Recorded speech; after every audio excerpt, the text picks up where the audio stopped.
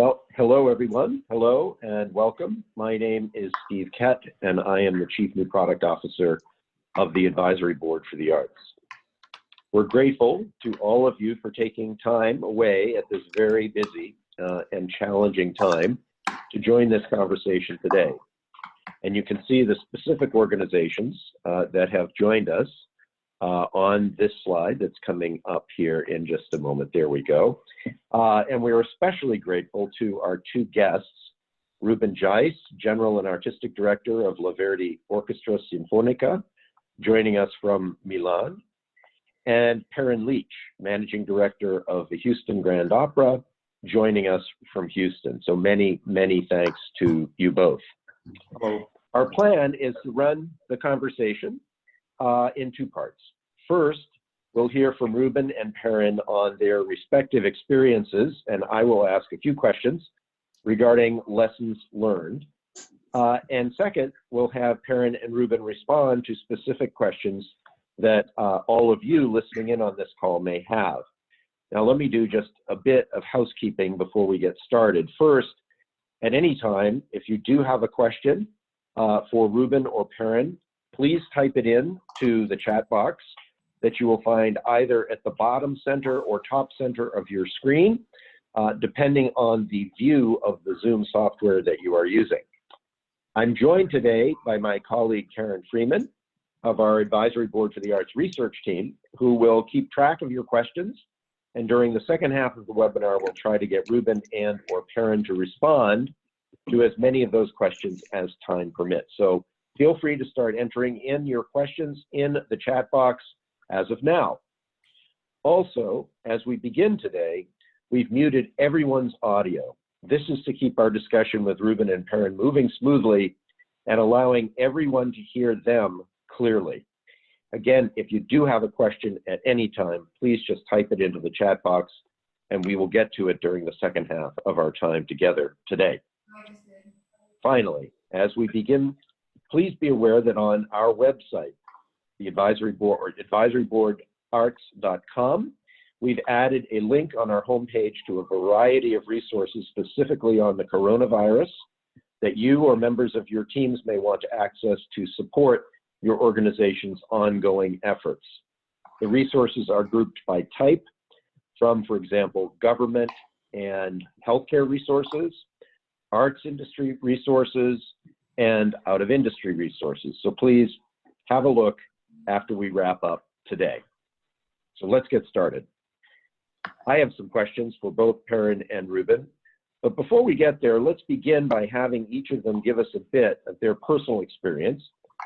Specifically, Ruben, as head of La Verdi Orchestra in Milan, dealing with the outbreak and ongoing spread of the coronavirus in Milan and across Italy.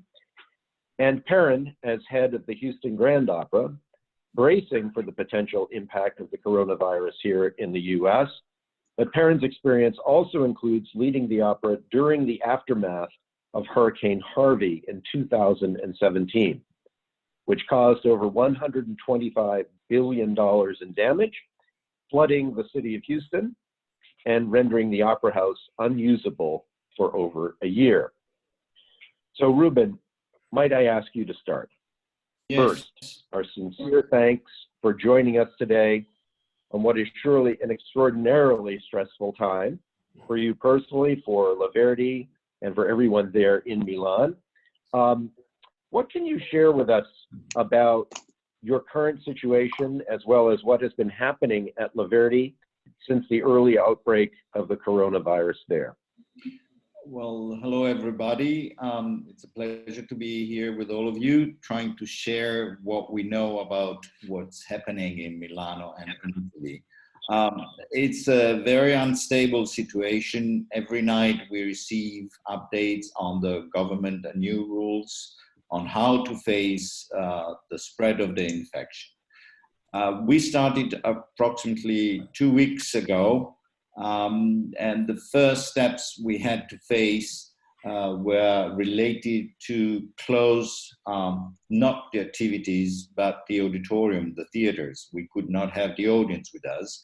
And so we started having activities. We recorded some videos of small chamber groups. We had two harps, clarinet and piano, string quartet, a brass quintet, and so forth. And we just posted all the videos on our social media and on YouTube, on our web channel. And that was highly appreciated by our audience, because it was something new in a deserted land, because at the moment nobody could do much. And we couldn't go to cinemas, we couldn't go to theaters, because everything was closed down. Last Sunday, the situation got worse in Milano and in Lombardy, the region around Milano, and we were forced also to close down most of the offices also, because until last week, all the offices were open and we could work at least. The orchestra was at home, we could work only with small groups on the stage, but offices were open. And since yesterday, the situation got even worse. And now we are expecting a press conference of the governor of the region, Lombardia, and at 5 p.m. in Milan, Italian time. And it's probably going to be a total lockdown of the region and of the 14 provinces around Lombardy, so Parma and Bologna and Padova, all the nearby towns, because the situation got really serious yesterday. In one day, we had over 1,500 new cases. And in order to stop it, they are now thinking about using the same policy that they used in China, in the Wuhan region. So probably tomorrow also our offices will be closed down, and we are now getting ready to get all the personal computers and files in order to have a smart working positions from homes, because that's the only way we can continue to get in touch with the audience and plan things also for the new season. Usually at the end of the month of April, we present the new season. And now we are thinking about postponing obviously our press conference of at least 1 month, because this morning I was talking to the cultural deputy of the region, Lombardy, and he was telling me that most likely the lockdown, which was supposed to be until April 3rd, will be stretched out until May the 3rd. So for another 6 to 7 weeks. So quite a difficult situation and continuously changing. So that is the problem. We do not know how, we continuously need to adjust to the new requirements. Well, thank you, Ruben. And Perrin, you clearly face very different kinds of crisis management challenges following Hurricane Harvey than Ruben is facing today. But would you share a bit of your personal experience of that period of time in the city of Houston and in the life of the Houston Grand Opera? Would you do that for us, Perrin? Did we lose him? If he's on mute. Apologies. 1 second, I need to find him. 1 second. I unmuted you. Try again, Karen. Yeah. I can't hear you, Karen, so you're showing as muted on my screen. Oh, we can hear you now. We can hear you. We can't see you, or I can't see you, but we can hear you. Okay. That's very good, Steve. So, they say that the camera adds £10. I'm wearing about 5 cameras at the moment. Compared to my photo. Yeah, let me tell you a little bit about Houston. You may wonder why I'm on this call at all in terms of the differences between a natural disaster like flood and coronavirus. But already a couple of things that Ruben has said really resonate. The challenge of leading an organization at a time like this is that the information changes all the time. So I just want to show you a couple of slides, just because it will be helpful, I think, just to get the scale of what the problem happened. The first slide is the Monday after. Karen, if you can hear me? Yep. So this was the theatre district. So this was it at its lower level. It had been about 3 feet higher than that. So you can imagine, I haven't got a picture of the Wortham front doors, but this was the we came across. About 3 foot of water outside our buildings, but as I say, they've been up to the glass doors at the Alley Theatre, which is next door to us. So we basically, within a very short period of time, realized our venue was completely flooded out. And by flooded out, I mean 15 feet worth of water in the basement, coming up to the street level, if you like. And we were going to have to do something. The ever-changing nature of natural disaster means that, of course, you're waiting for information from the local government as to what they're doing, what their priorities are. An arts organization is, of course, very important and dear to all of our hearts, but in the grand scheme of people in the city, you have to be respectful of what the city is going through as well, because clearly hospitals, etc., should take priority over the theatres. So the first 3 or 4 days after the flood, really we were just trying to assess. Clear the damage was bad, but again, at that point, you don't necessarily realize how long a venue will be shut for. And we immediately started planning for how to get the water out of the building, test the damage, and then work from there. But all of this happened within a very short period of time with ever-changing information. So let me just give a very quick history of what happened then. Essentially, if you go to the next slide, Karen.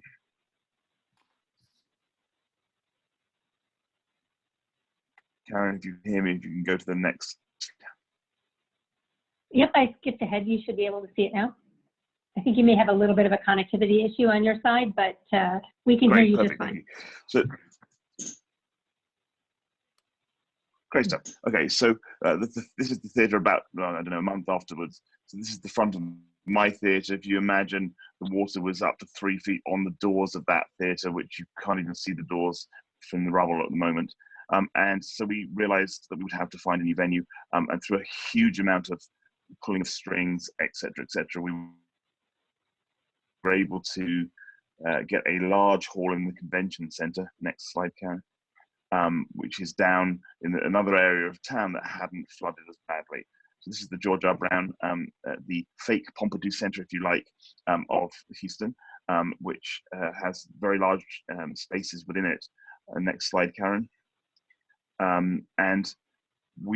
So when we first looked at the George R. Brown, this is what it was still being used as a refuge for people who had been made homeless by the flooding. So this is one of the large halls. As you can see, there are temporary cots. The next hall along had temporary food stations. The next hall along was housing all the police vehicles. So this is maybe a week after the flood. Eventually, we were able to turn one of these halls into a temporary theatre. And at this point, we had the theatre for only 3 months, and we hoped that the Wortham Centre would be back online by that point. That was not the case. The water that came into here was grade 1 toxic water. And I can tell you what that smells like and what that looks like. You can probably imagine what it actually is, toxic level 1. And so we were able, as I say, next slide, Karen, through a number, which I can certainly about later, but I don't think I want to get bogged down on, we built a theatre within that space, which is the next slide, Karen. I think the next slide is us looking very, very business-like about how we will plan to build this theatre. And then you can see this is a theatre, temporary seating block, and a proscenium arch theatre, no orchestra pit, concrete floor, and certainly the first repertoire, which is This is Julius Caesar, was very compromised. And I still hear from my patrons that the best thing I did all season was to provide seating pads for those very hard seats, which seems slightly disingenuous considering we built a 1,700 seat theatre in less than a month. But apparently the best thing we did was provide seating cushions. Anyway, so we were able to build a theatre and do our entire rep. So we didn't miss a single performance, a single date. We were able to do that. We had some other significant challenges as the city recovered, including the one of which was that the Astros won the World Series that season, and I will not have Astros, so don't even try. And that the ballpark is immediately next door to where we were. So every performance of ours class series game, which is interesting. But we were able to do that and build the theatre there. And again, I will talk more as we go through the questions as to how we did that. And then the last slide is just a reminder that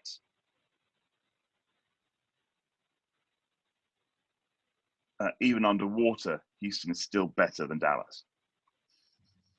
I think that's enough for me for now, Steve.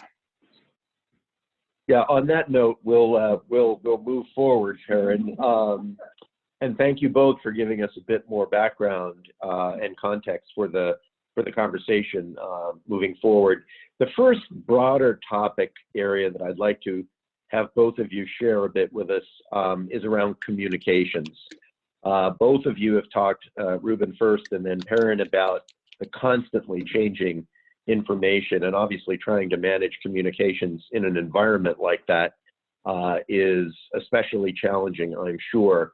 But I'm interested specifically in outbound communications to employees, to musicians and other performers, other key stakeholders, the larger community.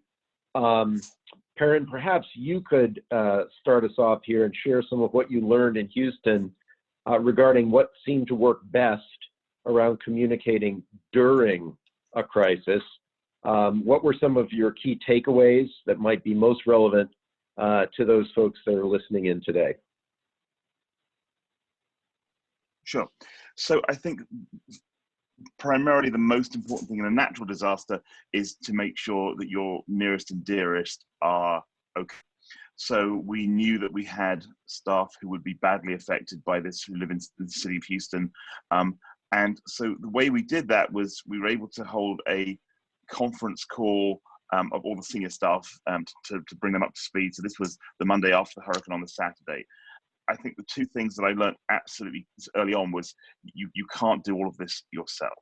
So you have to have key stakeholders, in this case it was my senior staff, who would then communicate to their middle managers, who would then, so basically if someone reported to you, it was your job to check in on them. And then that person went up the chain until you checked in with everybody. So that was sort of the day after. What is the scale of the losses for the individuals? The building will come back to, but the important thing is, we need to understand how we can help and how we can support our staff. The other key people that I was communicating to on a very regular basis, obviously, was my board chair at the time, and we were not able to send out emails. Our entire server, and trust me, we've changed this now, but our entire server was based in a building which had no power and was flooded with water. So we were not able to do that. So the majority of this was done by phone. I spent the entire time with a headset on, just fielding and sending out calls. So assuring that once we had the information from the staff as to who was affected, immediately we were able to suggest people who lived in similar areas who could help and really give them a support network of their own. We, on day 2, started two different funds, one of which was a Houston Grand Opera staff fund to try and help those, as it turned out, 13 people who had had significant loss, houses, cars, etc., and were experiencing real hardship. And one was, at that point, was to see what we could raise to do whatever we need to do for the organization.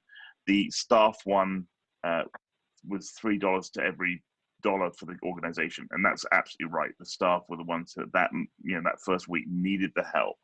So we then had phone senior staff meetings twice a day for at least a week. and then physically we were started to be able to meet. But again, you have to be very, I think, respectful of what everybody else is going through. So we were able to have meetings at a member of staff who had a meeting room at their apartment block, which had power, had etc. So we were able to meet there after about a week. But at that point, you don't want to be tying up resources by asking people to come through dangerous situations, and it was still dangerous driving in the streets. So we were able to pick somewhere relatively central and say to them, you know, if you can come, if not, just phone in. You know, we were without electronic communication for about a month and a half. Again, that was very challenging to communicate to patron groups and things. We prioritized getting the website up and running. We threw ourselves on the mercy of one of the theaters that didn't flood. We were able to break into the theater, get out our computers, get a very base level system up running so we could communicate with patrons. But the absolute priority needs to be the people who are your staff, and as I say, who are the people who matter in an organization most, which is the people who work for it. Perrin, let me ask just a sort of a follow-on question, if I might. I asked you about communicating, you know, immediately after the natural disaster there. But what about after, you know, the cleanup had largely taken place and you were getting back to normal, moving back into the theater? I'm curious about communications, if you will, after the crisis, you know, getting your audience to come back, announcing the Wortham Theater reopening, et cetera. Any other lessons about communicating after things started to return to normal?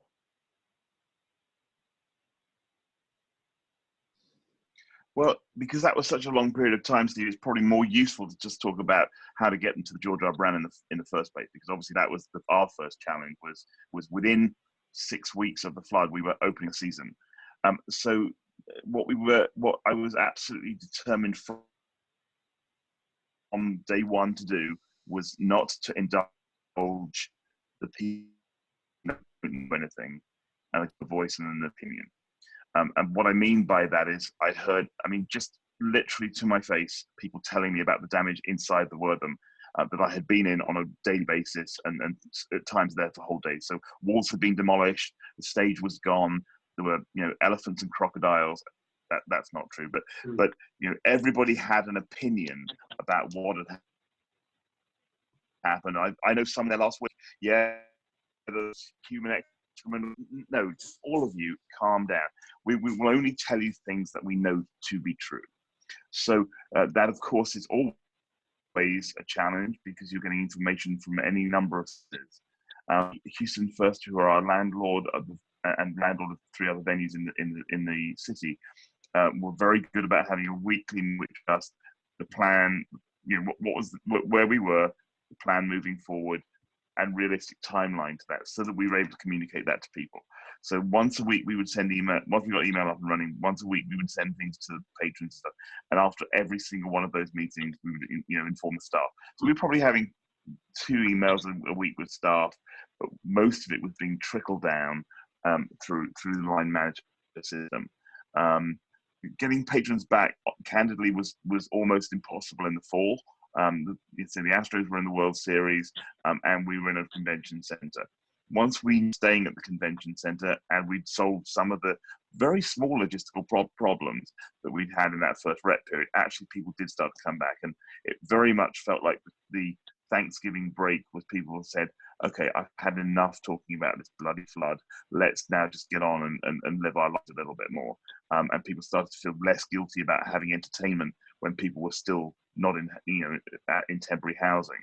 People gave themselves permission, if you like, to come back. And I think that would be really interesting to see, as and when Corona is contained or is deemed to be at least being on the recess, how do we start life again? Because there will be an element of that. And you know, I can tell you the PTSD every time it rains and the bayou starts to come up, and I can see it from my window at the Wortham. You see the bayou come up. Once it gets up 5 or 10 feet. You see the water that you saw on that day and how high it went and what it did to the building, etc., etc. So there's that as well, and that will continue to happen with anybody who has a cough or a stutter from now on. Thanks very much, Perrin. So Ruben, I realize that this question around communications for you is likely more about future plans rather than what's going on at the moment. But are you able to share anything of some of the early plans or planning stages of what Laverty's doing, looking ahead beyond Corona when we get to that point? At the moment, it's still very complicated to plan things for the future because we do not even know how long will be this lockdown of the country, of region, of the city of Milano, and of the concert activities. Let's say that compared to what Perrin just said, our situation was quite different because the only thing that we could really use was communication. We could communicate through social media, through our website and so forth. And we felt that our audience was strongly around us. They supported us. Most of the people who had bought already tickets for the concerts we had to cancel did not want the money back because that's the way they want to show their support for our institution. So somehow communication was very effective from the beginning, and we used it. And also the chamber music concerts that we recorded and we put on social media and on our YouTube channel were a way to strengthen this relationship with the audience. What we can do now is, I saw that somebody asked how to warn the audience of a cancellation. Well, the first day that we got to know from the government at noon that we were not supposed to have any activity with audience in the theater, and our concert was going to be at 4 p.m. So we only had 4 hours to cancel the concert. And even worse was the situation of La Scala Theater. They had a performance in 2.5 hours. The only thing we could do, obviously, was we sent email to all the contact we already had, and we made phone calls for people who didn't leave their email. And we only had 2 people who were coming from Sweden who were in Milano for the concert who didn't get to know that the concert was cancelled. We had them tour the theater just to thank them that they were there, and that was it. We had no problems in cancelling the concert. Now, so far, the situation is that we have cancelled all the activities until April the 3rd, because this is what the requirements of the government are. As I said before, most likely we'll have to continue cancellation until May the 3rd. So as soon as we know, as we are updated by the government, we immediately update our audience through our social media. What to plan for the future? Well, our main season, the symphonic season, is supposed to last until mid-June. So if we can start with our activities again, April, mid-April, end of April, we'll still have what was already planned until mid-June. And then we'll have to see how to handle the situation this summer. Usually mid-July, between mid-July and the first week in August, we have holidays for the orchestra and for the workers, for the staff. We are now evaluating different options, because one of the options is to be on holiday now and then work during summer. But most likely, all the cultural institutions will receive public funds to cover part of the losses of these days. And if then we'll have to talk with the unions and probably find a compromise in order to sustain the orchestra now with their regular income on one side, and on the other side, reduce as possible the holiday period in the summertime in order to continue the activities and somehow to replan again what we were forced to cancel during this, well, at the moment, 6 weeks. We'll see how long it'll be. So nothing has been planned so far because there's no guarantee that we can do something. All right. Well, thank you very much, Ruben. I am being told by Karen that we have lots and lots of questions that have come in. So let me postpone what I was going to go on to. Much more important to get our colleagues and members in here. So Karen, do you want to give us an example of a question or two and see if we can get some responses from Karen? I think it's a question for both. Well, it's aimed at Perrin, but Ruben, you probably can answer this as well. Perrin, if you can start, just a question about whether you had to cancel any performances and how you managed ticket revenue, exchanges, and refunds. We'll start with you, and then Ruben, obviously you have had to, so we'd love to have your perception on the question as well. Sure. So no, I put a sword in the ground that we were not going to cancel or move any performances. That was a sword that luckily stayed in the ground at the time I made the statement. I had no way of backing that up at all, other than just being very, very stubborn. So cancelling performances. We went from a 2,200 seat house to a 700 seat. If I'm being honest on this webcast, and why not, 1,500 of any value really. The ones on the very extremes were awful. So 50 seats and 2,200 seats. But capacity was not an issue in the getting people to come who had bought tickets was the issue. The vast majority of season tickets, or our nearest and dearest, certainly started coming back in the following, in the next calendar year. So that was helpful. Single tickets, of course, were very, very challenging for the year. So our target at the beginning of the year, just shy of 2, and we did just do it. That was $1.5 million of our $15.5 million loss that happened during the course of that one season.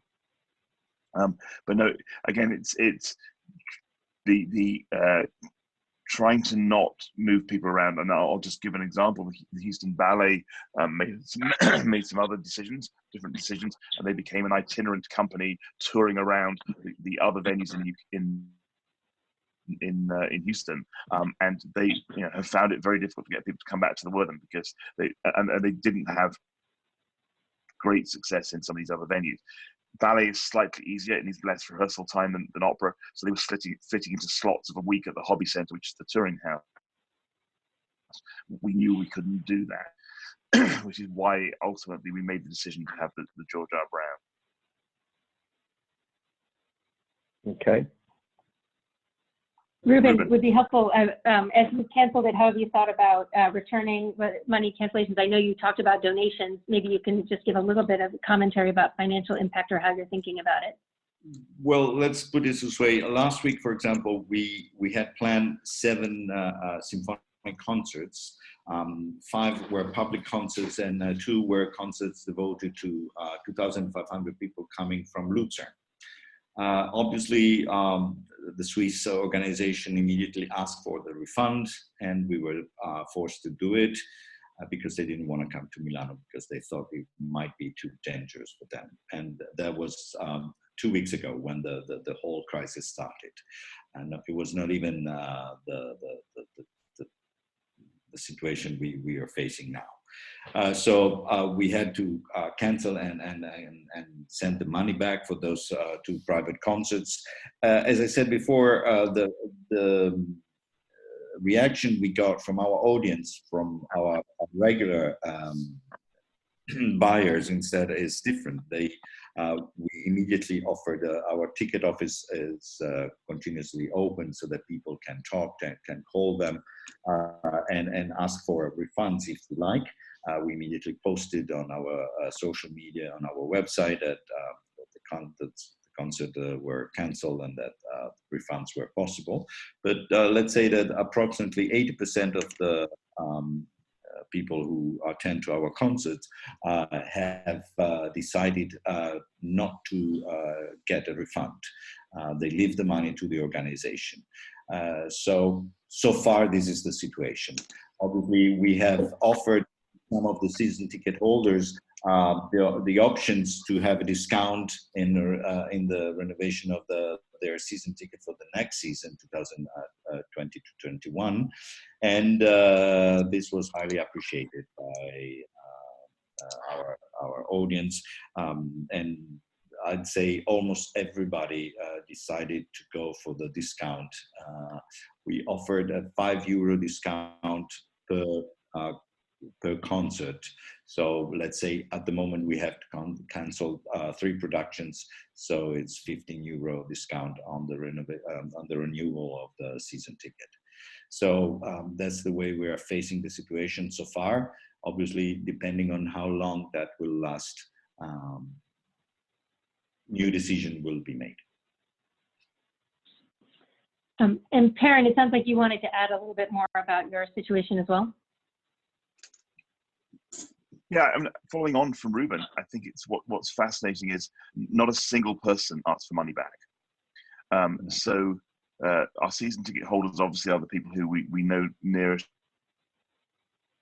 And the fact we had performances, whether they chose to come or not, we had performances on the same that they had tickets. We were very lucky. We had a completely flexible ticket policy through essentially what the airlines are doing now. You can't come to that performance for whatever reason, just for different performances. Tell us when you want to come, and there'll be no change fees. There'll be no upselling or anything. And so we became very flexible with our audience, but not a single person asked for their money back. And certain season ticket holders have told me that they they came to the first couple of shows, then didn't come back until a show that they really wanted to see. We certainly saw a higher no-show rate than before, but people generally speaking, especially if it's a disaster that's outside of your control, have been incredibly supportive. Yes, I think if I may add, the situation here is that people somehow are experiencing exactly the same thing we are experiencing, because everybody in this region, in Lombardy, in Milano, in town, they have to face all the problems related to the coronavirus spread. So they want to show that they understand the situation. It's not like the theater went on fire and on its own and the rest of the city is okay.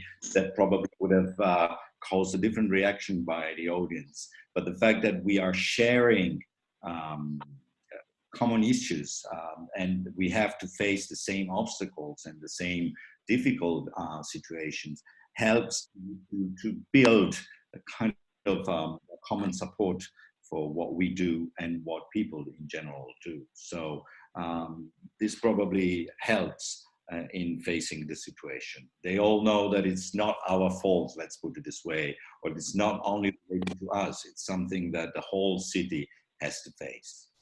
Mm. Yeah, that's really helpful. And one other question that came through online through the chat box, and then I'll hand it back over to you, Steve, was around unions. And so, Ruben, you mentioned early on you're streaming the music. How did you work with the unions to make that happen? And I don't know, Perrin, if you have a secondarily anything to add in how you handled some of the situations with unions during the hurricane, that would be helpful as well. Well, we have two different aspects of the situation. The chamber music concerts are paid extra in our contract, so we had no problems with the union. The musician, on the contrary, we received a lot of proposals from musicians themselves who wanted to, even for free, I must admit. They sent us emails saying, we want to work for free, we want to support the institution, we want to support the foundation. So here are our proposals. Obviously, we chose, so far we were meant to do more, but so far we could choose only 5 different chamber music programs, and we paid the musician extra for those concerts. So that was not a union problem. What we are going to face together with union now is the question instead of their salaries, because obviously we just paid the February salary, and though we had already 1 week with no activity, we decided to pay it regularly. From the month of March instead, once we'll pay at the end of the month, we have to face how to do it. Obviously, we are still waiting to know how the government will deal with us and with the cultural institutions. We will probably get the chance to have some public funds to face the situation. And in that case, probably we will use some public funds and private and then foundation money in order to cover almost 100% of the salaries. There will be discussion with the union. I know that some colleagues from other orchestras in Italy have already had an agreement by paying 80% of the regular salary. We are waiting for the decisions of the government before we make any agreement with the union. So probably by the end of this week, we will know how to face the situation. Yeah, for us, Steve, it was, they were a very early group that we talked to about the plans. I mean, when you're relocating to a convention center, you better have your technical team on board, because you're going to need them. But we had a meeting of the unions and said, look, our intention, you say, the sword is in the ground here. We are not going to miss performances. We're going to pay you everything that you are contracted to do. And, you know, there may be more money. How that worked out through the course of the season, again, the orchestra ultimately played every service that they were contracted to do. With the ballet, we share the orchestra essentially with the ballet. The ballet called force majeure and said that they therefore didn't need to do that. They lost the arbitration about force majeure because they chose to use them when they wanted them and not when they didn't want them. And anyway, they went to arbitration and they lost that. The stage staff was interesting. I had a huge number of stage staff to build the temporary theatre. We had over 100 working for 3 days consecutively to try and build the theatre because we had no time. The running of the shows was actually a much smaller crew than we might have had in the Wortham because we couldn't have as much scenery. So through the course of the year, that had a financial impact, but not crazy enough. It was, I think some people got to have very nice vacations that year on Houston Grand Opera. It was just people. AGMA, again, we didn't cancel any performances. So generally speaking, the year after Hurricane, the year of the Hurricane and the year after, people were extraordinarily grateful to us as an organization for A, looking after them, and B, making sure they had work. Because actually part of that recovery is getting back to some degree of routine, some degree of structure and schedule, because that's what the majority of us live by, is structure and schedule. And actually, when that doesn't happen, you go out and do dumb things like stockpiling toilet rolls. I think you've been in our grocery stores here in Washington, D.C., Perrin, but let me come back here with a couple of questions. Again, keeping an eye on the clock, and I know we have a bunch of other questions from the folks that are listening in. I'd just like to get both of you to comment, if you could, on contingency and business continuity planning. Obviously, with the coronavirus, things are moving so rapidly that it presents novel challenges almost literally moment to moment, perhaps especially as it pertains to business continuity planning. All of that said, Perrin, can you talk about what kinds of contingency plans perhaps grew out or continuity plans grew out of the experience of Hurricane Harvey? And also a little bit about the other lessons that you think other arts organizations may want to think about in terms of business continuity planning, having been through what you went through in 2017 and 18. Sure. So I have a copy of our business continuity plan when we went into Harvey. Okay, we can see that perfectly.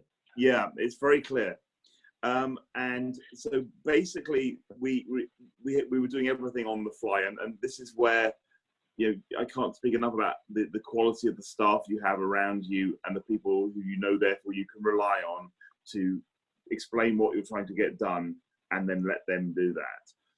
And yes, in that year, because I come from a technical background, a lot of this stuff was coming back to me, but you have to give people permission to go and do these things. Fascinatingly, about 6 months after the flood was over, I was asked to talk about HGO's response to it. And I was half of a conversation, and the other person who I was talking with was the disaster recovery worldwide for Schlumberger. Schlumberger is a huge oil and gas company, and they had a $22 million annual budget for disaster recovery.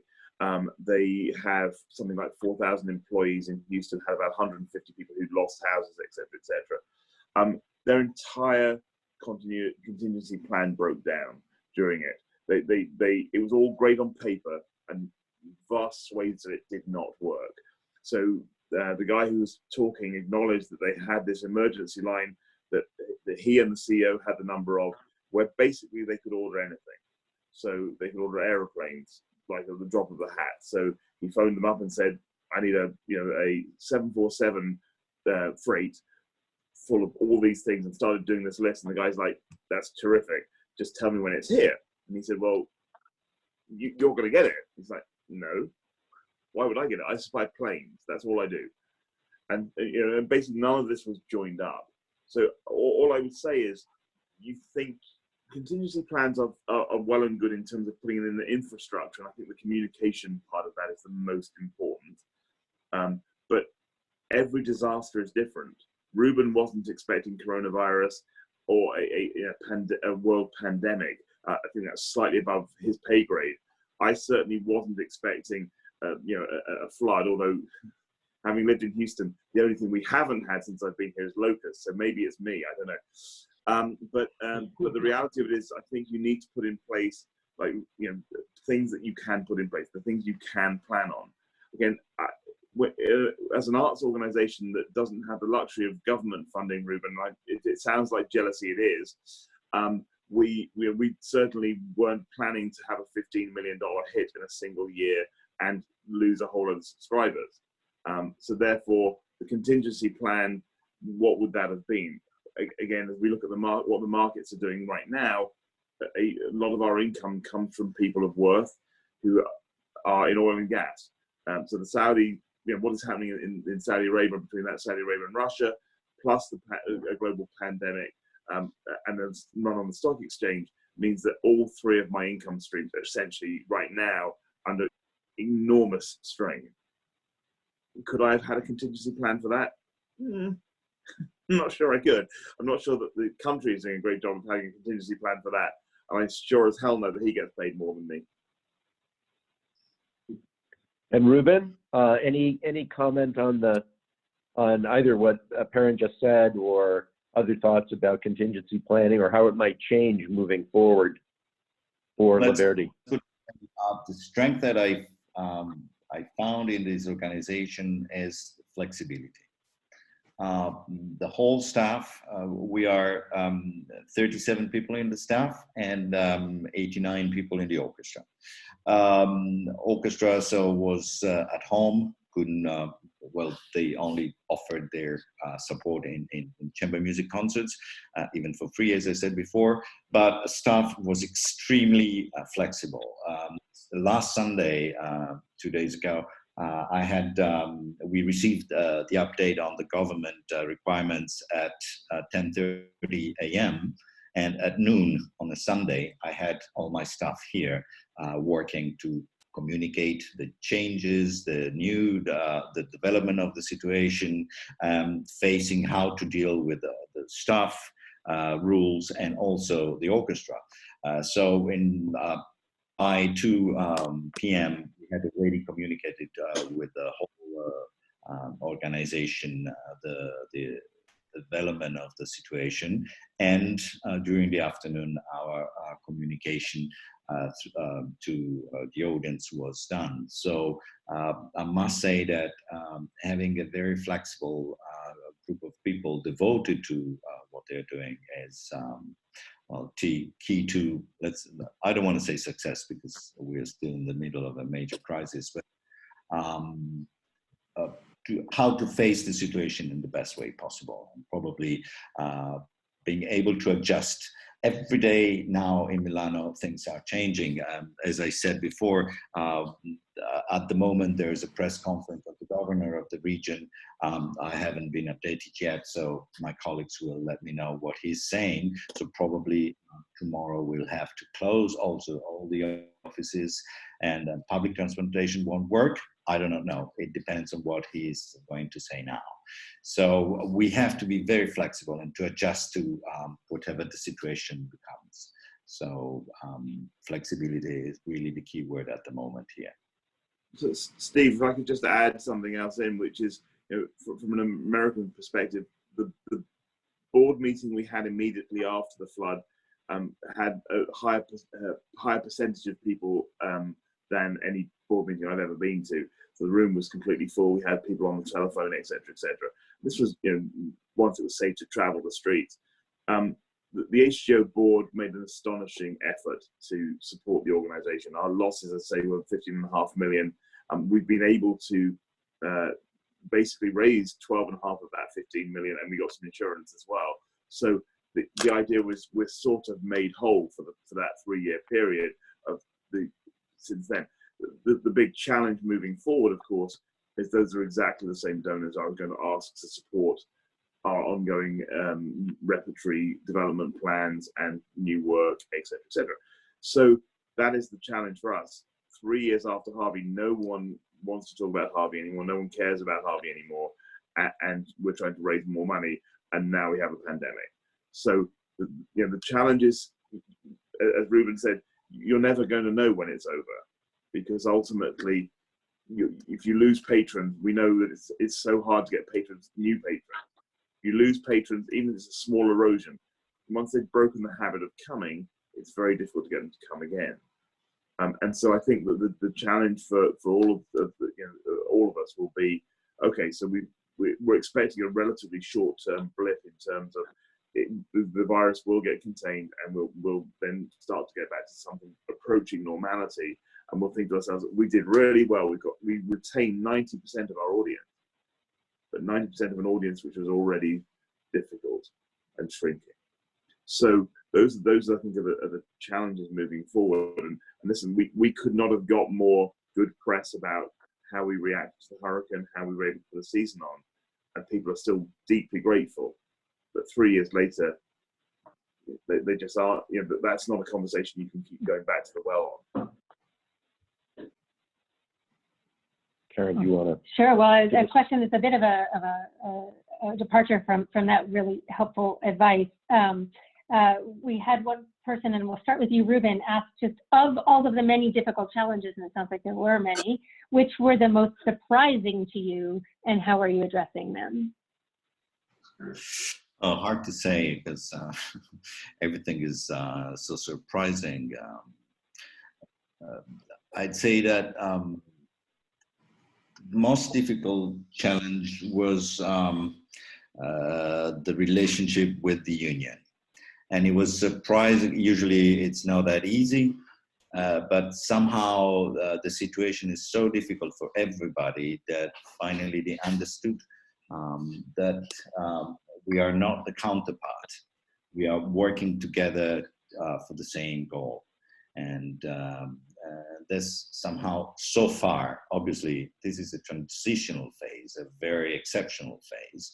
But at this very moment, we're dealing with a very good relationship with unions. Now that I said it, probably from tomorrow it will be a tough situation, but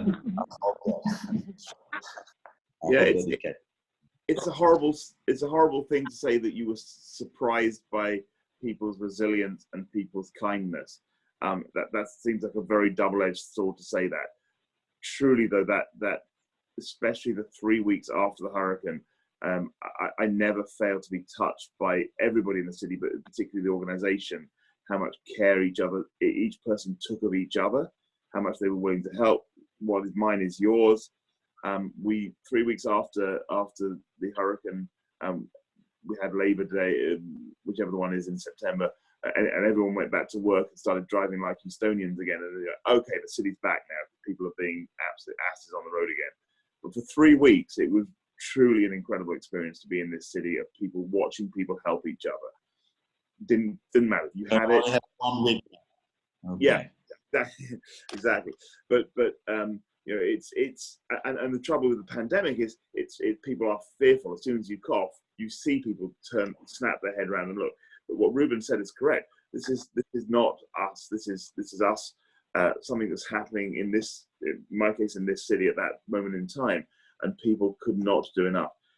How do you have those same conversations about conduct and about decent citizenship when you're not in crisis?